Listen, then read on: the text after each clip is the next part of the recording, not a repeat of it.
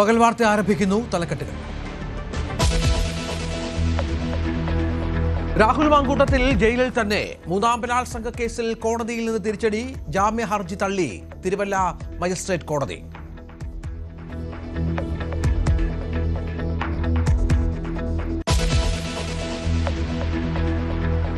ആലപ്പുഴയിൽ സിറ്റിംഗ് സീറ്റുകളിൽ മാറ്റം വരുത്താൻ CPM. അമ്പലപ്പുഴ മണ്ഡലത്തിൽ ആലപ്പുഴ MLA PP ചിത്തരഞ്ജന്റെ പേരും പരിഗണനയിൽ. ജില്ലാ സെക്രട്ടറി R നാസർ ആലപ്പുഴയിൽ മത്സരിച്ചേക്കും.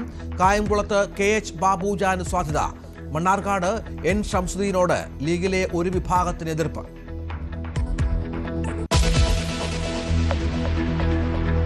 രാജ്യത്ത് ഇനി വന്ദേ ഭാരത് സ്ലീപ്പർ ട്രെയിനുകളും. ആദ്യ ട്രെയിൻ ഹൗറയ്ക്കും ഗുവാഹത്തിക്കും ഇടയിൽ. 3250 കോടിയുടെ അടിസ്ഥാന സൗകര്യ വികസന പദ്ധതികൾക്കും തുടക്കമാകും.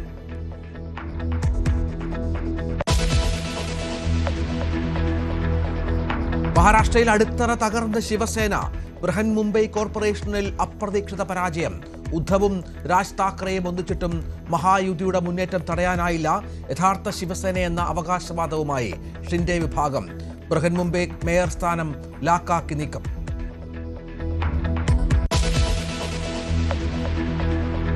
സംസ്ഥാന സ്കൂൾ കലോത്സവത്തിൽ ആധിപത്യം തുടർന്ന് കണ്ണൂർ. 746 പോയിന്റുകളുമായി മുന്നിൽ. 733 പോയിന്റുകളുമായി തൊട്ടുപിന്നിൽ കോഴിക്കോട്. വീഡിയോ കോൺഫറൻസിംഗിലൂടെ പങ്കെടുത്ത് ചരിത്രം കുറിച്ച് സിയ ഫാത്തിമ.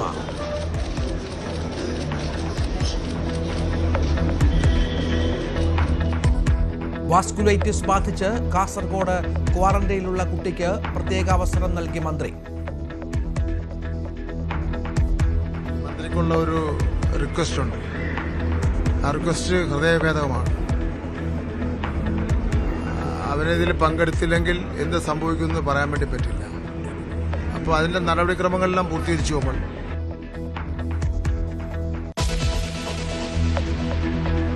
ഇറാനിലെ ഇന്ത്യക്കാരുടെ ആദ്യ സംഘം തലസ്ഥാനത്ത്. സാഹചര്യം ഭീതിജനകമെന്ന് തിരിച്ചെത്തിയവർ. ഇറാനെതിരായ സൈനിക നടപടിയിൽ നിന്ന് പിന്നോട്ടു പോയത് തന്റെ മാത്രം തീരുമാനമെന്ന് ട്രംപ്.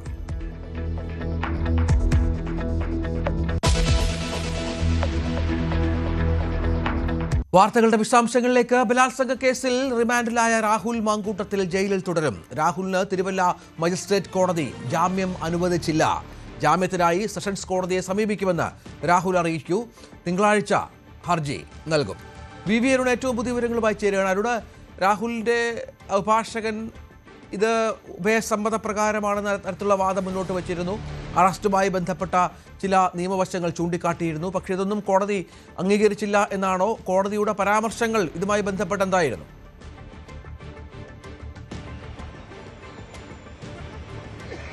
രാഹുലിന്റെ വാദങ്ങൾ കോടതി അംഗീകരിച്ചില്ല. രാഹുൽ മാങ്കൂട്ടത്തിൽ സ്ഥിരം ലൈംഗിക കുറ്റവാളിയാണെന്ന ആരോപണമാണ്, വാദമാണ് പ്രധാനമായും പ്രോസിക്യൂഷൻ മുന്നോട്ട് വച്ചത്. മാത്രമല്ല, രാഹുൽ മാങ്കൂട്ടത്തിൽ സ്വാധീനമുള്ളയാളാണ്, MLA ആണ്.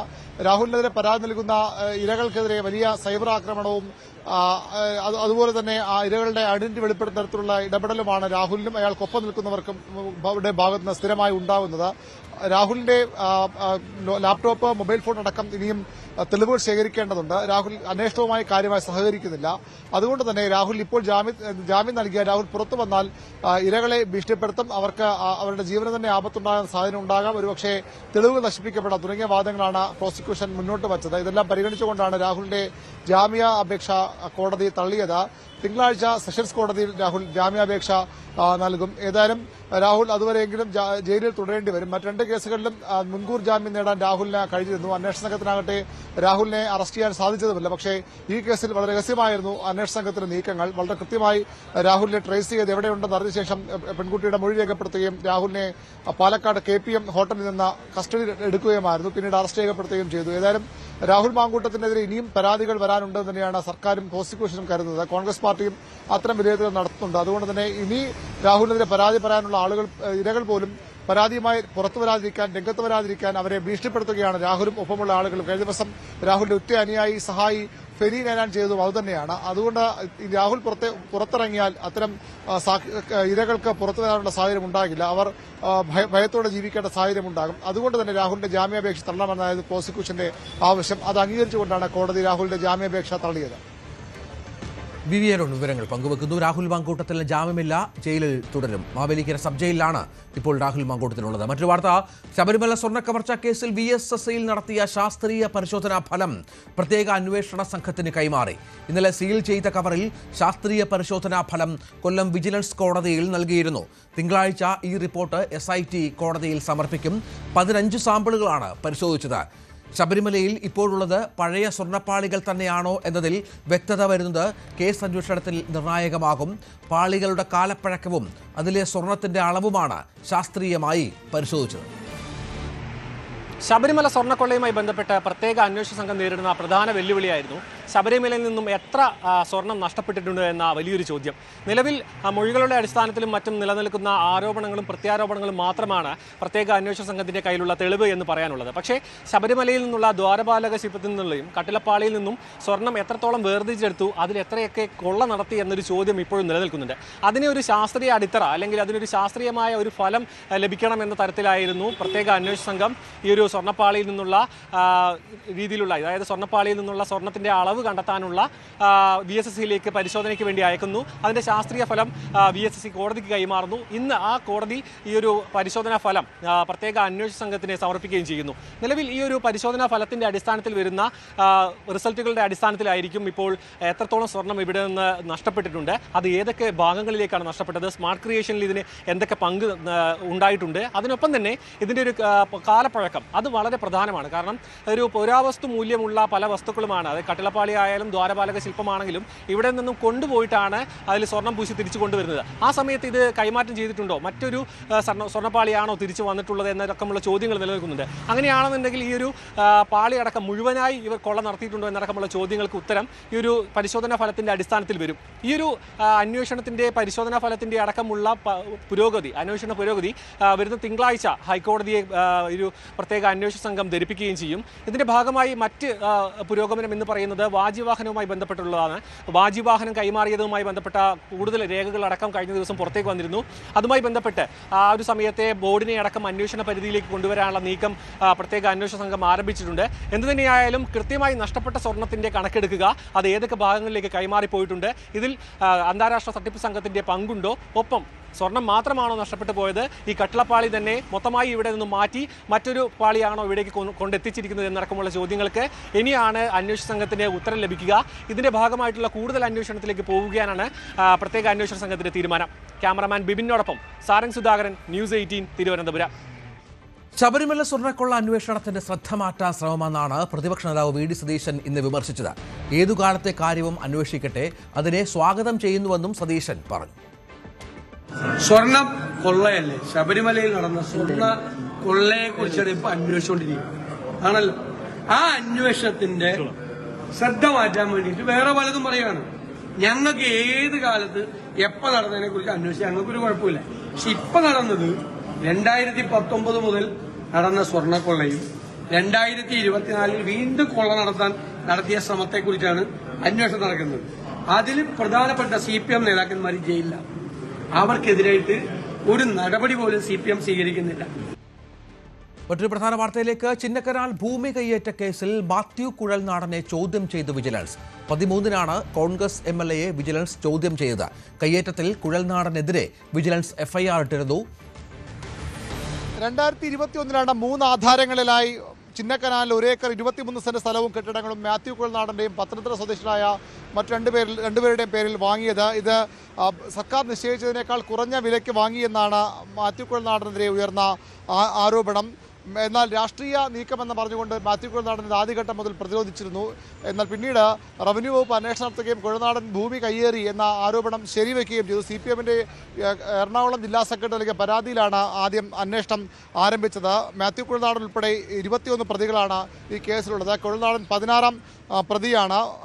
ക്രമവിരുദ്ധമായി വാങ്ങിയ ഭൂമിയാണ്, ക്രമവിരുദ്ധമായ അല്ലെങ്കിൽ നടപടിക്രമങ്ങൾ പാലിച്ച് ഉള്ള ഇടപാടല്ല എന്നറിഞ്ഞിട്ട് കൂടിയും മാത്യു കുഴൽനാടൻ ഭൂമി വാങ്ങിയെന്നാണ് കുഴൽനാടനുള്ള പ്രധാനപ്പെട്ട ആരോപണം. നേരത്തെ റവന്യൂ വകുപ്പ് അന്വേഷിക്കുകയും മാത്യു കുഴൽനാടൻ്റെ ഭൂമി അളന്ന് തിട്ടപ്പെടുത്തുകയും ചെയ്തു. അതിനുശേഷമാണ് FIR രജിസ്റ്റർ ചെയ്യുകയും മൂവാറ്റുപുഴ വിജിലൻസ് കോടതിയിൽ FIR സമർപ്പിക്കുകയും ചെയ്തത്. അതിൻ്റെ ഭാഗമായാണ് കുഴൽനാടനെ 13-ാം തീയതി ചോദ്യം ചെയ്യാൻ വിളിച്ചു വരുത്തിയത്. തിരുവനന്തപുരത്ത് വിജിലൻസ് ഓഫീസിലായിരുന്നു ചോദ്യം ചെയ്യൽ.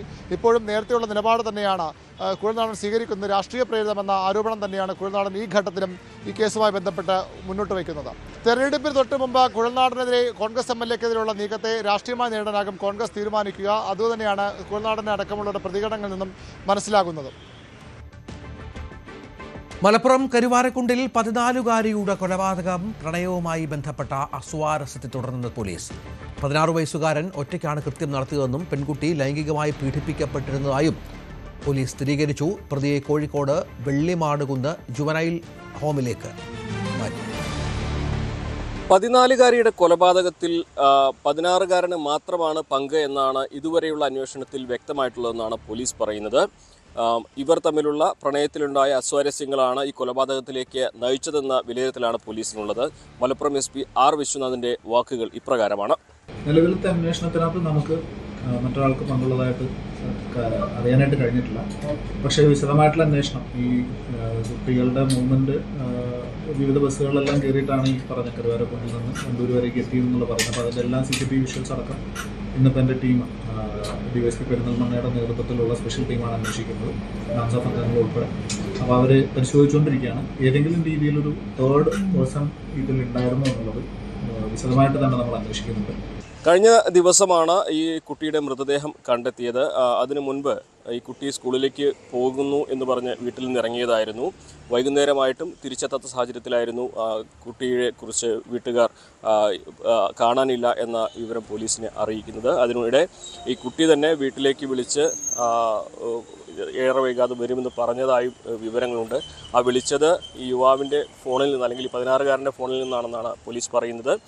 തുടർന്ന് പോലീസ് നടത്തിയ അന്വേഷണത്തിലാണ് ഈ കുട്ടിയുടെ വീട്ടുകാർ തന്നെ സംശയം പ്രകടിപ്പിച്ച ഈ 16-കാരനെ കേന്ദ്രീകരിച്ച് തന്നെ പോലീസിൻ്റെ അന്വേഷണം നടക്കുന്നതും ചോദ്യം ചെയ്യലിൽ ഇയാൾ കുറ്റം സമ്മതിച്ചതും. ഇവർ തമ്മിൽ പ്രണയത്തിലായിരുന്നു. ഇതിൽ അസ്വാരസ്യങ്ങളാണ് ഈ ഒരു കൊലപാതകത്തേക്ക് നയിച്ചത്. ഈ 16-കാരന് ഈ കുട്ടിക്ക് മറ്റാരുമായിട്ടോ ബന്ധമുണ്ടെന്ന് സംശയമുണ്ടായിരുന്നു. അതേ ചൊല്ലിയുള്ള തർക്കങ്ങൾ, അതേ ചൊല്ലിയുള്ള പ്രശ്നങ്ങളാണ് ഇത്തരത്തിലൊരു കൊലയിലേക്ക് നയിച്ചത് എന്നാണ് പോലീസ് പറയുന്നത്. എന്താണെങ്കിലും ഇത് സംബന്ധിച്ചുള്ള അന്വേഷണം വിശദമായിട്ട് തന്നെ പുരോഗമിക്കുകയാണ്. ഈ മൊബൈൽ ടവർ ലൊക്കേഷൻസ് കേന്ദ്രീകരിച്ചും മറ്റുമാണ് ഇപ്പോൾ അന്വേഷണം നടക്കുന്നത്. മറ്റാർക്കെങ്കിലും ഇതിൽ പങ്കുണ്ടായിട്ടുണ്ടോ എന്നുള്ള കാര്യങ്ങളൊക്കെ തന്നെ വിശദമായ അന്വേഷണം. നിലവിൽ ഒരു പ്രതി മാത്രമാണ് ഉള്ളത്. ഇയാൾക്ക് 18 വയസ്സിന് താഴെ ആയതുകൊണ്ട് തന്നെ ജുവനൈൽ ജസ്റ്റിസ് ബോർഡിന് മുമ്പാകെയാണ് ഹാജരാക്കിയിരിക്കുന്നത്. കോഴിക്കോട് വെള്ളിമാടുകുന്നിലെ ജുവനൈൽ ഹോമിലേക്കാണ് ഈ പ്രതിയെ കൊണ്ടുപോയിട്ടുള്ളത്. എന്നാൽ ഇത് സംബന്ധിച്ചുള്ള അന്വേഷണ ചുമതല മലപ്പുറം SP-യുടെ നിർദ്ദേശപ്രകാരം പെരിന്തൽമണ്ണ DYSP-ക്കാണ് ഉള്ളത്. മലപ്പുറത്ത് നിന്നും CV അനുമോദ്, ന്യൂസ് 18. കാസർഗോഡ് പുഷ്പലത കൊലപാതക കേസിൽ കൂടുതൽ വിവരങ്ങൾ പുറത്ത്. പ്രതി പരമേശ്വരനെ ചോദ്യം ചെയ്തതോടെയാണ് നിർണായക വിവരങ്ങൾ കിട്ടിയത്. വ്യക്തിഹത്യ നടത്തിയതിലുള്ള വൈരാഗ്യമാണ് കൊലപാതകത്തിന് കാരണമെന്നാണ് മൊഴി. പുഷ്പലതയുടെ കഴുത്തിലുണ്ടായിരുന്ന സ്വർണം മോഷ്ടിച്ചതായും പ്രതി ചോദ്യം ചെയ്യലിൽ സമ്മതിച്ചു. അതേസമയം മൊഴി പൂർണ്ണമായും പോലീസ് വിശ്വാസത്തിലെടുത്തിട്ടില്ല. കുമ്പടാജെ മൗവാറിലെ ആദില വീട്ടിൽ ഏറെ നാളായി ഒറ്റയ്ക്ക് താമസിക്കുകയായിരുന്നു കൊല്ലപ്പെട്ട പുഷ്പലത. വ്യാഴാഴ്ച രാവിലെയാണ് ഇവരെ മരിച്ച നിലയിൽ കണ്ടെത്തിയത്. പോലീസിന്റെ പ്രാഥമിക പരിശോധനയിൽ തന്നെ കൊലപാതകമാണെന്ന് സംശയമുണ്ടായിരുന്നു. ബന്ധുക്കൾ പരാതി ഉന്നയിച്ചതോടെയാണ് പോസ്റ്റ്മോർട്ടം നടപടികളുമായി പോലീസ് മുന്നോട്ട് പോയത്. തുടർന്ന് നടത്തിയ അന്വേഷണത്തിൽ പ്രതി പിടിയിലായി. പരമേശ്വർ എന്ന രമേശ് നായിക്കാണ് അറസ്റ്റിലായത്. വ്യക്തിഹത്യ ചെയ്യുന്ന തരത്തിൽ പുഷ്പലത സംസാരിച്ചതിലുള്ള വൈരാഗ്യം കാരണമായിരുന്നു കൊലപാതകമെന്നാണ് പ്രതിയുടെ മൊഴി. ആദ്യം കുറ്റം നിഷേധിച്ചുവെങ്കിലും കൂടുതൽ ചോദ്യം ചെയ്തതോടെ സമ്മതിക്കുകയായിരുന്നു. മൃതദേഹത്തിൽ നിന്നും 3 പവൻ തൂക്കമുള്ള കരിമണി സ്വർണ്ണമാലയും ഇയാൾ മോഷ്ടിച്ചിരുന്നു. എന്നാൽ പ്രതിയുടെ മൊഴി പൂർണ്ണമായും പോലീസ് വിശ്വാസത്തിലെടുത്തിട്ടില്ല. പുഷ്പലതയുടെ വീട്ടിലും സമീപ പ്രദേശങ്ങളിലും കൂലിവേല ചെയ്തിരുന്ന ആളായിരുന്നു പരമേശ്വര. കൊലപാതക കുറ്റത്തിന് പുറമെ പ്രതിക്കെതിരെ മോഷണ കുറ്റവും ചുമത്തിയിട്ടുണ്ട്. കോടതിയിൽ ഹാജരാക്കിയ പ്രതിയെ റിമാൻഡ് ചെയ്തു. കൂടുതൽ ചോദ്യം ചെയ്യുന്നതിനായി ഇയാളെ കസ്റ്റഡിയിൽ വാങ്ങാൻ പോലീസ് കോടതിയിൽ അപേക്ഷ സമർപ്പിച്ചിട്ടുണ്ട്. ന്യൂസ് 18 കാസർഗോഡ്. LDF-ൽ ഉറച്ചു നിൽക്കുമെന്ന് പറയുമ്പോഴും കേരള കോൺഗ്രസ് M അധികം സീറ്റ് ചോദിച്ചത് സമ്മർദ്ദതന്ത്രമെന്ന വിലയിരുത്തൽ. വിവാദങ്ങൾക്ക് മുൻപ് വരെ 13 സീറ്റാണ് ആവശ്യപ്പെട്ടിരുന്നതെങ്കിൽ ഇന്നലെ ചേർന്ന സ്റ്റിയറിംഗ് കമ്മിറ്റി യോഗത്തിന് ശേഷം 15 സീറ്റ് വേണമെന്ന നിലപാടിലാണ് ജോസ് കെ മാണി. അതേസമയം ജോസ് കെ മാണിയുടെ ആവശ്യത്തോട് CPM എങ്ങനെ പ്രതികരിക്കുമെന്നത് നിർണായകമാണ്. കേരള കോൺഗ്രസുമായി നിൽക്കുന്ന മുന്നണി മാറ്റ വിവാദങ്ങൾക്ക് തൊട്ടു മുൻപ് വരെ ജോസ് കെ മാണി ചൂണ്ടിക്കാണിച്ചിരുന്നത് 13 സീറ്റുകൾ വേണം എന്നുള്ളതാണ്. ഇന്നലത്തെ ചർച്ചയ്ക്ക് ശേഷമാണ് 15 സീറ്റ് എന്ന ആവശ്യവുമായി ജോസ് കെ മാണി മുന്നോട്ട് വന്നത് എന്നുള്ളതാണ് ഏറ്റവും ശ്രദ്ധേയമായിട്ടുള്ളത്. അതായത് കേരള കോൺഗ്രസ് എം പാർട്ടിയുടെ ഡിമാൻഡ് കൂടി എന്ന നിലപാട് ചൂണ്ടിക്കാണിച്ചുകൊണ്ടാണ് ജോസ് കെ മാണി തങ്ങൾക്ക് സീറ്റ് 15 എന്ന നിലയിലേക്ക് എത്തുന്നത്. ഫലത്തിലൊരു സമ്മർദ്ദ രാഷ്ട്രീയമായി ഇത് മാറുന്നു എന്നുള്ളതാണ് ഏറ്റവും ശ്രദ്ധേയം. ഇതിനകം തന്നെ കഴിഞ്ഞ തെരഞ്ഞെടുപ്പിൽ 12 സീറ്റുകളിലാണ് കേരള കോൺഗ്രസ് മത്സരിച്ചത്. 13 സീറ്റ് നൽകിയെങ്കിലും കുറ്റ്യാടി സീറ്റ് ഒടുവിൽ CPM-ലെ പ്രാദേശിക തർക്കങ്ങളെ തുടർന്ന് വിട്ടുകൊടുക്കുന്ന സാഹചര്യമുണ്ടായി. പക്ഷേ ഈ 12 സീറ്റ് കൊടുത്തെങ്കിൽ മത്സരിച്ചെങ്കിൽ പോലും കേവലം 5 സീറ്റിൽ മാത്രമാണ് അവർക്ക് ജയിക്കാനായത്. ഇതിൽ ജയിച്ചതിൽ ഈ റാന്നി പോലെയുള്ള CPM-ന്റെ സിറ്റിംഗ് സീറ്റുകളുമുണ്ട്. തൊട്ടിപ്പുറത്തെ പാലായ കടുത്തുരുത്തി പോലെ കേരള കോൺഗ്രസ് എം ജയിക്കുമെന്ന് ഉറച്ച് വിശ്വസിച്ച സീറ്റുകൾ അവിടെ പാർട്ടി പരാജയപ്പെടുന്നു. കേരള കോൺഗ്രസിന്റെ ശക്തി കേന്ദ്രങ്ങളാണ് ഈ 2 സീറ്റ്. അവിടെ പരാജയപ്പെടുന്ന സാഹചര്യവും ഉണ്ടായിട്ടുണ്ട്. പെരുമ്പാവൂർ പോലെ സീറ്റ് CPM ജയിച്ചുകൊണ്ടിരുന്ന സീറ്റ് പരാജയപ്പെടുന്നു. ചാലക്കുടി സീറ്റ് പരാജയപ്പെടുന്നു. തുടർച്ചയായി CPM ജയിച്ചുകൊണ്ടിരുന്ന സീറ്റാണ്. അങ്ങനെ നൽകിയ സീറ്റിൽ തന്നെ CPM-ന്റെ സിറ്റിംഗ് സീറ്റ് പോലും പലയിടത്തും പരാജയപ്പെടുന്ന സാഹചര്യം ഉണ്ടായിട്ടുണ്ട് എന്നുള്ള സാഹചര്യം നിലനിൽക്കുകയാണ്. തങ്ങൾക്ക് ഇതിൽ കൂടുതൽ സീറ്റ് വേണം, ഇപ്പോൾ കിട്ടിയതിൽ കൂടുതൽ സീറ്റ് വേണം, കിട്ടിയ സീറ്റിൽ പരമാവധി ജയിക്കാൻ കഴിയാത്ത ഒരു പാർട്ടിയാണ് കൂടുതൽ സീറ്റ് വേണമെന്ന ആവശ്യം ഉന്നയിച്ചുകൊണ്ട് മുന്നോട്ട് വന്നത് എന്നുള്ളതാണ് ശ്രദ്ധേയം. ഫലത്തിൽ മുന്നണി മാറ്റ ചർച്ചകളൊക്കെ ഏതാണ്ട് അടയ്ക്കാനുള്ള ശ്രമങ്ങൾ നടക്കുന്നതിനിടെയാണ് ജോസ് കെ മാണി വിഭാഗം ഇങ്ങനൊരു സമ്മർദ്ദതന്ത്രവുമായി രംഗത്തെത്തിയത്. CPM സ്വാഭാവികമായും അത് അംഗീകരിക്കാനുള്ള സാധ്യത വളരെ കുറവാണ്. കാരണം കൊടുത്ത സീറ്റുകളിൽ തന്നെ പലയിടത്തും സിറ്റിംഗ് സീറ്റുകൾ നഷ്ടപ്പെടുന്ന നിലയാണ് ഉണ്ടായിട്ടുള്ളത് എന്നുള്ളതാണ് യാഥാർത്ഥ്യം. പക്ഷേ ഇങ്ങനൊരു സമ്മർദ്ദതന്ത്രം ജോസ് കെ മാണി ഉന്നയിക്കുന്നത് ഭാവി രാഷ്ട്രീയം കൂടി മുന്നിൽ കണ്ടാണ് എന്ന് വേണം മനസ്സിലാക്കാൻ. എത്രത്തോളമാണ് സീറ്റ് വിഭജന ചർച്ചകളിൽ ഇതിൽ തീരുമാനമുണ്ടാകുക എന്നുള്ളത് പ്രസക്തമാണ്. ഇപ്പോഴും UDF നേതാക്കളുടെ പ്രതികരണം കരുതലോടെയാണ്. ഇന്നലെ VD സതീശൻ അങ്ങനെ ഒരു ചർച്ച നടത്തിയിട്ടില്ല എന്ന് പറഞ്ഞ് ആ പാർട്ടിയുടെ ക്രെഡിബിലിറ്റിയെ തങ്ങൾ തകർക്കാനില്ല എന്ന് പറഞ്ഞുകൊണ്ടൊരു കരുതലോടെ VD സതീശൻ സംസാരിക്കുന്നു. കുഞ്ഞാലിക്കുട്ടി ഇന്ന് സംസാരിക്കുമ്പോഴും ഇത് കേരള കോൺഗ്രസ് എം അല്ല ഈ ചർച്ച നടത്തിയത്, ജനങ്ങളാണ് ചർച്ച നടത്തിയത്. ആ തദ്ദേശ തെരഞ്ഞെടുപ്പിലെ പരാജയത്തെ തുടർന്നാണ് എന്നൊരു കരുതൽ കുഞ്ഞാലിക്കുട്ടിയും കാണിക്കുന്നു. ആരും കേരള കോൺഗ്രസ് എമ്മിനെ ആക്രമിക്കാൻ തയ്യാറാകുന്നില്ല. ഇന്നലെ നടത്തിയ വാർത്താ സമ്മേളനത്തിലും രാഷ്ട്രീയമായി പോലും കോൺഗ്രസിനെ എതിർക്കാൻ ആ നിലയിലൊരു എതിർപ്പ് ജോസ് കെ മാണിയും നടത്തിയിട്ടില്ല എന്നുള്ളത് പ്രത്യേകം ശ്രദ്ധിക്കേണ്ടതാണ്. ഭാവി രാഷ്ട്രീയം കൂടി മുന്നിൽ കണ്ടുകൊണ്ടുള്ള ഒരു സമ്മർദ്ദ തന്ത്രമായി വേണം ഇപ്പോഴത്തെ ഈ 15 സീറ്റ് എന്ന ആവശ്യത്തെ കാണാൻ. തെരഞ്ഞെടുപ്പിന് മുൻപ് UDF വിപുലമായിരിക്കുമെന്ന് പ്രതിപക്ഷ നേതാവ്. കേരള കോൺഗ്രസ് എം വരുമെന്ന് കോൺഗ്രസ് നേതാക്കൾ ആരെങ്കിലും പറഞ്ഞിട്ടില്ല. വിസ്മയം എന്തെന്ന് മാധ്യമങ്ങളാണിപ്പോൾ തീരുമാനിക്കുന്നതെന്നും സതീശൻ പറഞ്ഞു.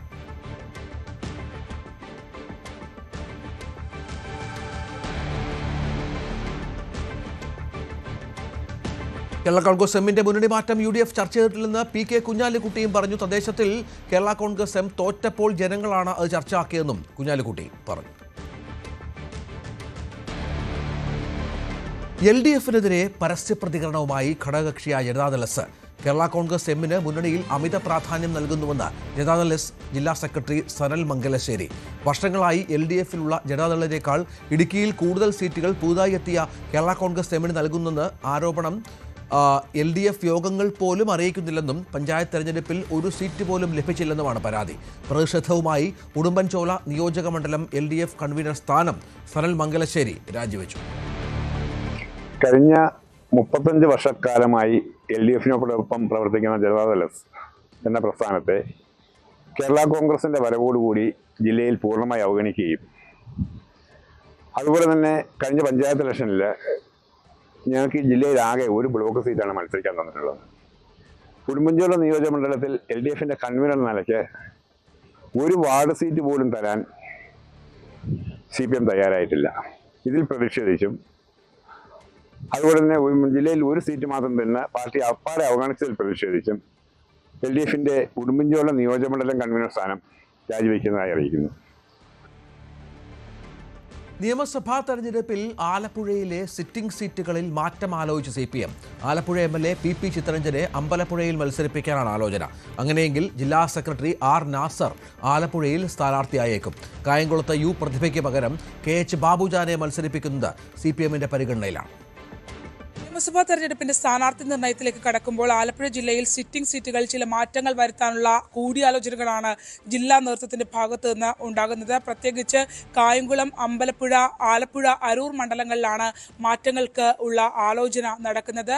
കായംകുളത്ത് സിറ്റിംഗ് MLA U. പ്രതിഭയെ മത്സരിപ്പിക്കേണ്ടതില്ല എന്നുള്ളൊരു തീരുമാനത്തിലേക്ക് എത്തുന്നുണ്ട്. പ്രതിഭയെ മാറ്റി അവിടെ മുതിർന്ന CPM നേതാവായ KH. ബാബുജാനെ പരീക്ഷിക്കാനുള്ള ഒരു ആലോചന ഉണ്ട്. അതിൽ തന്നെ KH. ബാബുജാന് ഗുണകരമായി വരിക പാർട്ടി ഒറ്റക്കെട്ടായി അവിടെ KH. ബാബുജാനെ വോട്ട് രേഖപ്പെടുത്തുന്ന ഒരു സാഹചര്യം ഉണ്ടാകും എന്നുള്ളതാണ്. ബാബുജാന് മറ്റ് എതിർപ്പുകളില്ല.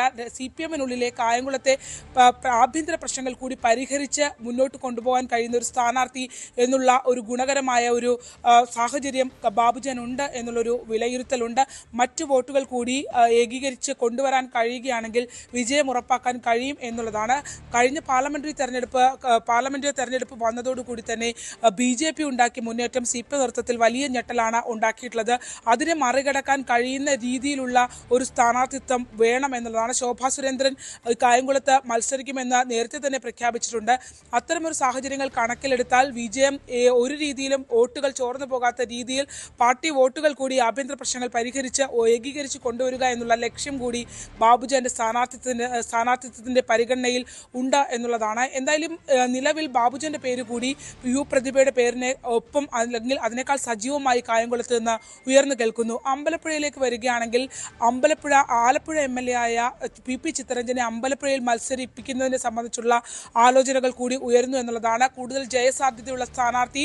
ഒപ്പം തന്നെ അമ്പലപ്പുഴയിലേക്ക് വരികയാണെങ്കിൽ അമ്പലപ്പുഴ PP ചിത്തരഞ്ജന്റെ സ്വന്തം നിയോജക മണ്ഡലമാണ്. അദ്ദേഹത്തിന്റെ വീടുൾപ്പെടെ നിൽക്കുന്ന നിയോജക മണ്ഡലമാണ്. ബഹുഭൂരിപക്ഷം വരുന്ന ധീവര വോട്ടുകളുണ്ട്.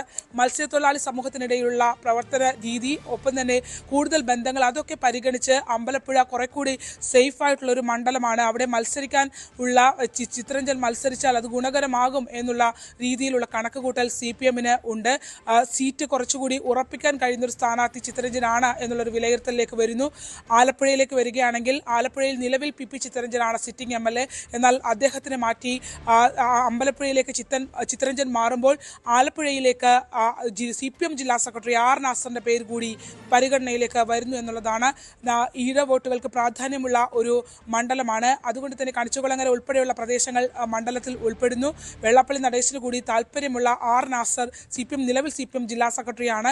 എന്നാൽ നാസറിനെ ആലപ്പുഴയിലേക്ക് പരിഗണിക്കണം, എന്നാൽ പരിഗണിച്ചാൽ നല്ലതാകും എന്നുള്ളൊരു കൂടിയാലോചനകൾ അല്ലെങ്കിൽ താല്പര്യങ്ങൾ കൂടി ഉയർന്നു വരുന്നു.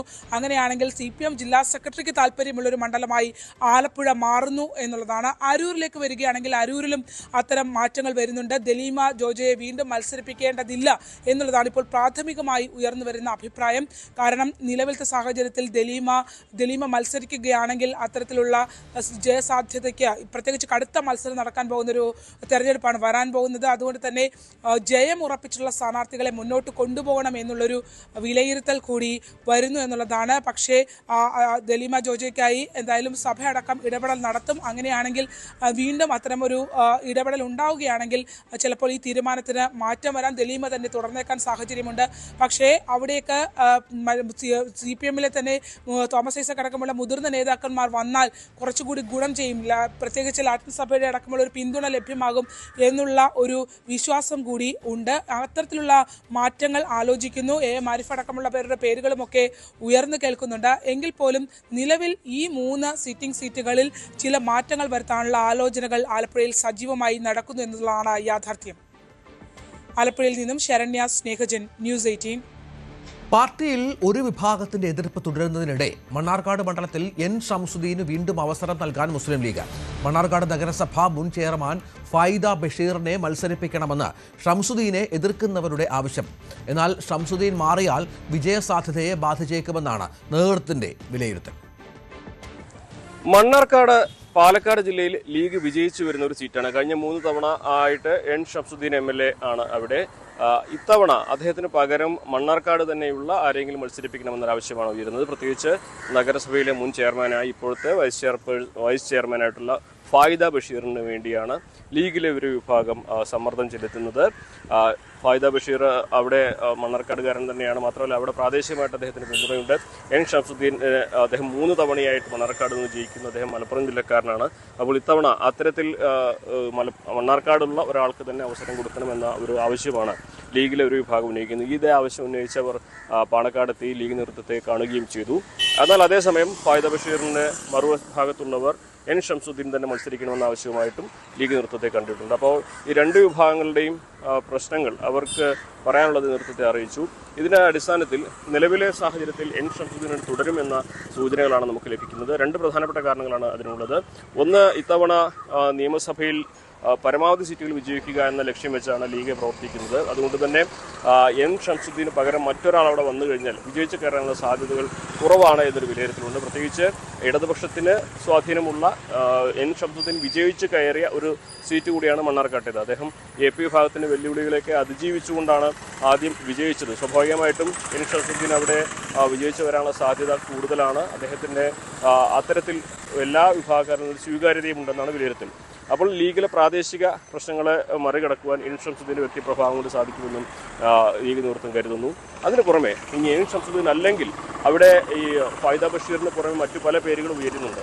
അപ്പോൾ ഒന്നിൽ കൂടുതൽ ആളുകൾ ഈ ഒരു സ്ഥാനാർത്ഥിത്വത്തിന് വേണ്ടി രംഗത്ത് വരികയും അത് ലീഗിനുള്ളിൽ ആഭ്യന്തര പ്രശ്നമാവുകയും സ്വാഭാവികമായിട്ടും വിജയിച്ച് വരേണ്ട ഒരു സീറ്റിൽ വിജയിക്കാൻ കഴിയാതെ പോകുന്നൊരു സാഹചര്യം ഉണ്ടാവുകയും ചെയ്യുമെന്നും വിലയിരുത്തില്ല. അപ്പോൾ ഈ 2 കാരണങ്ങൾ കൊണ്ട് എൻ ഷംസുദ്ദീന് ഒരിക്കൽ കൂടി മണ്ണാർക്കാട് അവസരം ലീഗ് നേതൃത്വം നൽകുമെന്ന് തന്നെയാണ് അറിയാൻ കഴിയുന്നത്. 3 വട്ടം മത്സരിച്ചവർ മാറി നിൽക്കണമെന്നൊക്കെ ആവശ്യം ഉയരുന്നുണ്ടെങ്കിലും പല MLA-മാർക്കും അതിൽ ഇളവ് നൽകുന്നുണ്ട്. അതിന് ഇളവ് നൽകാനുള്ള തീരുമാനം ഉണ്ടായിട്ടുണ്ടെന്നാണ് അറിയാൻ കഴിയുന്നത്. അപ്പോൾ സ്വാഭാവികമായിട്ടും എൻ ഷംസുദ്ദീൻ്റെ പേരും ആ ഇളവ് നൽകുന്നവരുടെ കൂട്ടത്തിൽ ഉണ്ടാകുമെന്ന വിവരമാണ് ലഭിക്കുന്നത്. അതുകൊണ്ട് തന്നെ പ്രാദേശികമായിട്ട് ഇപ്പോൾ ഉയർന്ന ആ ഒരു പ്രശ്നങ്ങളെയൊക്കെ മറികടന്ന് ലീഗ് നേതൃത്വം എൻ ഷംസുദ്ദീനെ തന്നെ പിന്തുണയ്ക്കുന്നു എന്ന വിവരമാണ് വരുന്നത്. അങ്ങനെയാണെങ്കിൽ സ്വാഭാവികമായിട്ടും വരുന്ന നിയമസഭാ തെരഞ്ഞെടുപ്പിൽ വീണ്ടും എൻ ഷംസുദ്ദീൻ ലീഗിൻ്റെ സ്ഥാനാർത്ഥിയായി UDF സ്ഥാനാർത്ഥിയായി മണ്ണാർക്കാട് മത്സരിക്കുമെന്ന വിവരം തന്നെയാണ് പുറത്തു വരുന്നത്. CV Anumod, news 18. മലപ്പുറം പൊന്നാനിയിൽ പാർട്ടി ഓഫീസിനകത്ത് ചേരിതിരിഞ്ഞ് തമ്മിൽ തല്ലി CPIM പ്രവർത്തകർ. ഏറമംഗലത്ത് CPIM ലോക്കൽ കമ്മിറ്റി ഓഫീസിലായിരുന്നു ഏറ്റുമുട്ടൽ. ഓഫീസ് ഉപകരണങ്ങളും പ്രവർത്തകർ അടിച്ചു തകർത്തു. പൊന്നാനി എരമംഗലം മുതുക്കല ഉത്സവത്തിനിടെയുണ്ടായ തർക്കത്തെ ചൊല്ലിയാണ് CPM പ്രവർത്തകർ ചേരിതിരിഞ്ഞ് ഏറ്റുമുട്ടിയത്. എരമംഗലത്തെ CPM ലോക്കൽ കമ്മിറ്റി ഓഫീസിലായിരുന്നു സംഘർഷം. വെളിയങ്കോട് എരമംഗലം പ്രദേശങ്ങളിലെ പാർട്ടി പ്രവർത്തകരാണ് തമ്മിൽ തല്ലിയത്. കെട്ടിടത്തിലെ DYFI ഓഫീസും അടിച്ചു തകർത്ത നിലയിലാണ്. ഓഫീസ് ഉപകരണങ്ങളും പ്രവർത്തകർ ചേരിതിരിഞ്ഞ് നശിപ്പിച്ചു. ഓഫീസിലുണ്ടായിരുന്ന mobile phone, freezer, bulb, TV ഉൾപ്പെടെ അടിച്ചു തകർത്തിട്ടുണ്ട്. വെളിയങ്കോട്ടെ CPM പ്രവർത്തകരാണ് സംഘർഷമുണ്ടാക്കിയതെന്ന് എരമംഗലത്തെ പ്രവർത്തകർ ആരോപിച്ചു. എന്നാൽ വെളിയങ്കോട്ടെ പാർട്ടി നേതൃത്വം ഇത് നിഷേധിച്ചിട്ടുണ്ട്. സംഘർഷത്തിൽ ഉൾപ്പെട്ട പ്രവർത്തകർക്കെതിരെ പാർട്ടി നടപടിയുണ്ടായേക്കും. ന്യൂസ് 18 മലപ്പുറം. കാന്തപുരത്തിന്റെ കേരള യാത്രയുടെ സമാപന വേദിയിൽ വാക്പോരുമായി മുഖ്യമന്ത്രി പിണറായി വിജയനും പ്രതിപക്ഷ നേതാവ് VD സതീശനും. ഭൂരിപക്ഷ വർഗീയതയോടും ന്യൂനപക്ഷ വർഗീയതയോടും സന്ധിയില്ലെന്ന് മുഖ്യമന്ത്രി പറഞ്ഞു. ശക്തമായ നിലപാട് എടുത്തതിനാലാണ് സംസ്ഥാനത്ത് കഴിഞ്ഞ 10 വർഷമായി ഒരു വർഗീയ സംഘർഷവും ഉണ്ടാകാത്തത്. രാജ്യവ്യാപകമായി മുസ്ലിം വിഭാഗങ്ങൾ വേട്ടയാടപ്പെടുന്നുവെന്നും ന്യൂനപക്ഷത്തിനു വേണ്ടി ശബ്ദമുയർത്തുന്നത് ഇടതുപക്ഷമാണ് എന്നും മുഖ്യമന്ത്രി പറഞ്ഞു. ഒരു വർഗീയതയെ മറ്റൊരു വർഗീയത കൊണ്ട് നേരിടാനാവില്ല. ഈ 2 വർഗീയതയും പരസ്പര പൂരകങ്ങളായി പ്രവർത്തിക്കുകയാണ് ചെയ്യുക. അപ്പോൾ വർഗീയതയെ എതിർക്കുന്നത് മതനിരപേക്ഷതയുടെ ഭാഗമായിട്ട് മാത്രമാണ്. നമ്മുടെ രാജ്യത്തിൻ്റെ മതനിരപേക്ഷ സമൂഹമാകെ വർഗീയത എതിർക്കാൻ തയ്യാറാവണം. നമ്മുടെ രാജ്യത്തായാലും കേരളത്തിലായാലും ഭൂരിപക്ഷ ന്യൂനപക്ഷ വ്യത്യാസമില്ലാതെ ഭൂരിപക്ഷത്തിലും ന്യൂനപക്ഷത്തിലും മഹാഭൂരിപക്ഷം മതനിരപേക്ഷ ചിന്താഗതിക്കാരാണ്. ആ മതനിരപേക്ഷത ശക്തിപ്പെടുത്തുകയാണ് വേണ്ടത്. മതനിരപേക്ഷതയുടെ ഭാഗമായി നിന്നുകൊണ്ട് മാത്രമേ വർഗീയതയെ തുരത്താനാവുകയുള്ളൂ, വർഗീയതയെ ഒറ്റപ്പെടുത്താനാവുകയുള്ളൂ. അപ്പോൾ വർഗീയതയോട്, ഏത് വർഗീയതയായാലും ഒരു തരത്തിലുള്ള മൃദു സമീപനവും സ്വീകരിച്ചു പോകാൻ സാധാരണ നിലക്ക് പാടില്ല. അത് മതനിരപേക്ഷതയ്ക്ക് ആപത്ത് മാത്രമേ ഉണ്ടാക്കൂ. അങ്ങനെ മൃദു സമീപനം സ്വീകരിച്ചാൽ അതിൻ്റെ അർത്ഥം വർഗീയതയെ പ്രോത്സാഹിപ്പിക്കുന്നു എന്നതാണ്. ഇത് കൃത്യമായി തിരിച്ചറിഞ്ഞുള്ള സമീപനം പൊതുവെ നമുക്ക് സ്വീകരിക്കാൻ കഴിയേണ്ടതായിട്ടുണ്ട്. എന്നാൽ ഒരു വശത്ത് മതേതരത്വം പറഞ്ഞ് മറുവശത്ത് വിദ്വേഷം പറയുന്നവരെ പൊന്നാടയിട്ട് സ്വീകരിക്കരുതെന്നായിരുന്നു വി.ഡി. സതീശന്റെ മറുപടി. വെള്ളാപ്പള്ളിയുമൊത്തുള്ള കാർ യാത്ര പരോക്ഷമായി പരാമർശിച്ചായിരുന്നു വിമർശനം. തെരഞ്ഞെടുപ്പിൽ തോറ്റാൽ പോട്ടെ എന്ന് വെക്കണമെന്നും സതീശൻ പറഞ്ഞു. നമുക്ക് മതേതരത്വം പറയാൻ എളുപ്പമാണ്, പ്രസംഗിക്കാൻ നമുക്ക് എളുപ്പമാണ്, നമുക്ക് ഒരുപാട് കാര്യങ്ങൾ പറയാം. മതേതരത്വം ഒരു വശത്ത് പറഞ്ഞുകൊണ്ട് മറ്റൊരു വശത്ത് വിദ്വേഷ പ്രസംഗം നടത്തുന്നവരെ നമ്മൾ പൊന്നാടയിട്ട് സ്വീകരിക്കരുത്. നമ്മൾ മതേതരത്തിനെതിരെ സംസാരിക്കുക, വേറൊരാളെ കൊണ്ട് വിദ്വേഷം പ്രസംഗിപ്പിക്കുക, പിറ്റേ ആഴ്ച അയാൾക്ക് പോയി പൊന്നാടയിടുക, അങ്ങനെ ചെയ്യരുത്. നമ്മൾ കാറി കയറ്റിയാലൊന്നും കുഴപ്പമില്ല, പക്ഷെ കാറി കയറ്റുന്നവരെ നമ്മൾ സൂക്ഷിച്ചു വേണം. എന്നാൽ രാഷ്ട്രീയ പ്രസംഗം പൂർണ്ണമായും കാന്തപുരം എ.പി. അബൂബക്കർ മുസ്ലിയാർ തള്ളി. ഇത് രാഷ്ട്രീയ സമ്മേളനമല്ലെന്നായിരുന്നു പ്രതികരണം. ഇതിലേക്ക് വരാൻ ഇപ്പോൾ വന്ദേ ഭാരത് സ്ലീപ്പർ ട്രെയിനുകൾ പ്രധാനമന്ത്രി നരേന്ദ്രമോദി ഫ്ലാഗ് ഓഫ് ചെയ്യുന്നു. പ്രധാനപ്പെട്ട ഒരു ചടങ്ങാണ് ഇത്. ആദ്യമായി വന്ദേ ഭാരത് ട്രെയിൻ ഹൗറയ്ക്കും ഗുവാഹത്തിക്കും ഇടയിലാണ് ഓടുന്നത് എന്നതാണ് ഇതിൻ്റെ ഏറ്റവും വലിയ പ്രത്യേകത. രാജ്യത്തിന് ഈ വന്ദേ ഭാരത് സ്ലീപ്പർ ട്രെയിനുകളും യാത്ര ആരംഭിക്കുന്നു. റെയിൽവേയുടെ ചരിത്രത്തിലെ ഏറ്റവും നിർണായകമായ വളരെ പ്രധാനപ്പെട്ട ഒരു നിമിഷമാണിത്. വന്ദേ ഭാരത് ട്രെയിൻ ഹൗറയിൽ നിന്ന് ഗുവാഹത്തിയിലേക്കുള്ള യാത്രയിലാണ്. കേരളവും പ്രതീക്ഷിക്കുന്നുണ്ട് വന്ദേ ഭാരത് സ്ലീപ്പർ ട്രെയിനുകൾ എന്നുള്ളതാണ്. വന്ദേ ഭാരത് ട്രെയിനുകൾ രാജ്യമെമ്പാടും വൻ ഹിറ്റാണ്. ജനങ്ങൾക്ക് കൂടിയ സൗകര്യത്തിൽ കുറഞ്ഞ സമയത്ത് വളരെ പ്രധാനപ്പെട്ട യാത്ര ഇതുമായി ബന്ധപ്പെട്ടുണ്ടാകുന്നു എന്നാണ് ഇതിൻ്റെ പ്രത്യേകത. ഇപ്പോൾ സ്ലീപ്പർ ട്രെയിനുകളിലേക്ക് കൂടി വന്ദേ ഭാരത് മാറുന്ന പശ്ചാത്തലമാണ് ഇപ്പോൾ ഉള്ളത്. ഹൗറയ്ക്കും ഗുവാഹത്തിക്കും ഇടയിൽ പ്രധാനമന്ത്രി ട്രെയിന് ഫ്ലാഗ് ഓഫ് ചെയ്യുന്ന വളരെ പ്രധാനപ്പെട്ട ദൃശ്യങ്ങളാണ് പ്രേക്ഷകർ കാണുന്നത്. കേന്ദ്ര റെയിൽവേ മന്ത്രി അടക്കം ഈ ചടങ്ങിൻ്റെ ഭാഗമാകുന്നുണ്ട്. 3200 കോടിയോളം രൂപയുടെ വികസന പ്രവർത്തനങ്ങൾക്കും റെയിൽവേയുമായും റോഡുമായി ബന്ധപ്പെട്ട 3200 കോടിയോളം രൂപയുടെ വികസന പ്രവർത്തനങ്ങൾക്കും പ്രധാനമന്ത്രി ഇന്ന് തുടക്കം കുറിക്കുന്ന പശ്ചാത്തലം കൂടിയുണ്ട്.